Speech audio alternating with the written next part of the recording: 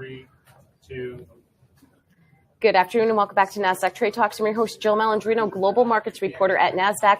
We've been coming to you live as we do each quarter on quadruple witching options expiration Friday from the Nasdaq Philex options trading floor. Helping me kick off the back half of the day is Steve Blumenthal with CMG Capital Management Group. He's the chairman and CEO. Thank you. It's great to see you again. Great to see you as Quarters well. are flying by pretty quick here. They and are. Since we met last time, there's another rate hike announced this week. Yes. So the Fed has hiked again. It's estimated that they're going to hike another 4 times, maybe 5 times. I think we could see as much as another 150 basis points higher from here.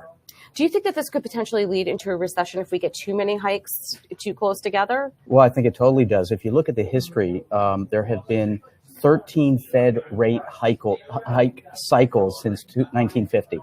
10 of them, so 10 of 13, have landed us in recession. I think we go 11 for 14. Do you think our starting conditions are as tricky as they could possibly be at this point? Well, we've never been here with interest rates this low. We really still are at flat to negative interest rates when you factor in inflation. So we haven't been here before at that starting place. And on the other side of the coin, we've got valuations at arguably the second highest, in some cases the highest that we've been in history. What are the 2 big issues that you see on the horizon near term? Debt's a problem. The debt is a problem here and globally. And when you have rising interest rates, debt payments go up and it squeezes things. The other big problem is because interest rates have been so low for so long, pensions are starved. Our underfunded pension situation is crisis. So I think the debt's an issue that has to be dealt with and pensions need to be solved. So when you think of debt, you think of underfunded pensions. It sounds very macro and big, but the average retail investor needs to care about these things. Why is that? Well, so the pensions have a certain return that they need. They calculate how much the employee is participating into the pension, how much the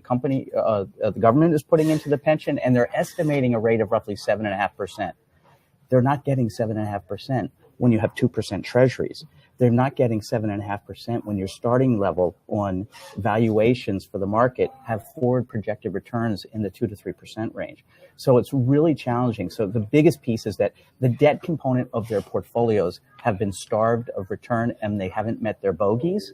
So they become more and more underfunded. So it seems like this is why investors have to become more active with their retirement. What are some of the moves that investors can make in this environment? Do you think equities are going to kind of fall off the cliff now, or is there still more room to run? Well, I still think I'm in the more room to run camp. Right. So the things are, all of our models, I post a piece each week with trade signals, and we look at a number of statistics for the market indicators, and we're still bullish. So we still see that trend favorable. I think we've got dividend share buybacks, corporations borrowing for next to nothing, using that money to buy their shares. All of that's been propelling the market. I think that continues for some time. But I'd be careful because recession is where all the bad stuff happens.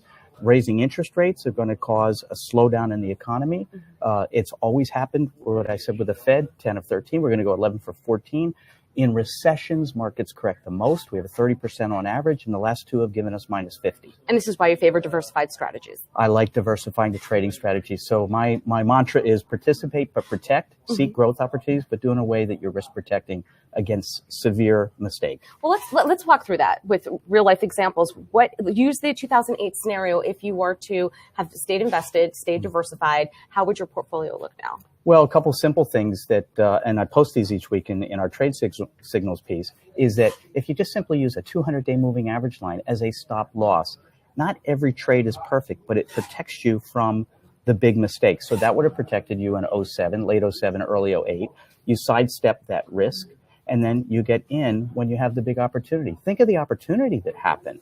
You know, I'd point out that maybe a real simple thing for investors to think about is risk is the least when risk is the most when it feels the least. So emotionally right now, it doesn't feel like there's a lot of risk. That's when risk is the most. In 08, 09, risk was feeling the most, but it actually was the least. I think we're going to have another great investment opportunity like we got in 2008. All right. And to wrap up, you're thinking entirely different on fixed income. Well, sure, because interest rates are so low, you have to trade fixed income. Do it in a tactical way that gives you different exposures and allows you to get safe to treasury bills or something shorter term when interest rates are rising.